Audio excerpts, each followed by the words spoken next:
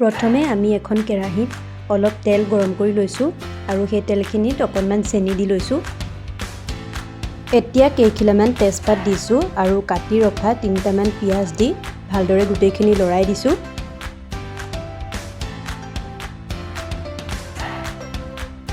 আদা নহৰুৰ paste add কৰিছোঁ। এতিয়া এটা বাটিত অলপ জিৰা পাউডাৰ, গৰম মছলা, কাশ্মীৰী লাল মিৰ্চ পাউডাৰ আৰু অলপ মিট মছলা লৈ পানী মিহলাই ভালদৰে গোটেইখিনি মিলাই লৈছোঁ আৰু এই মিশ্ৰণটো কেৰাহীখনত দি দিছোঁ। ইয়াৰ পিছতে অকণমান হালধি এড কৰি গোটেইখিনি ভালদৰে অলপ সিজিবলৈ দিছোঁ। সিজাৰ পিছতে আমি ইয়াত মাংসখিনি দি দিম।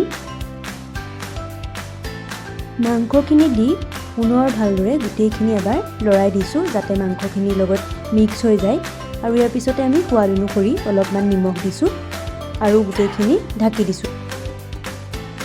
এয়া চাওক, আমি অকণো পানী নিদিয়াকৈ মাংসখিনিৰ পৰা ঢাকনিখন খোলাৰ লগে লগে পানী ওলাই আহিছে।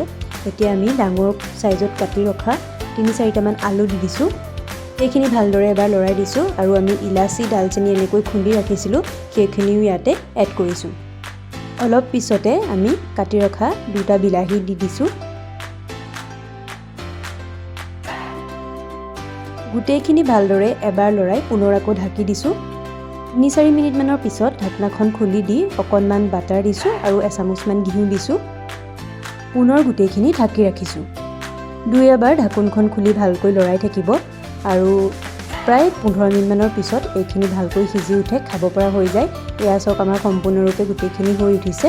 গতিকে আমি গেছৰ ফ্লেম অফ কৰিছোঁ। আপোনালোকেও এই পদ্ধতিত বনাই খাই চাবচোন।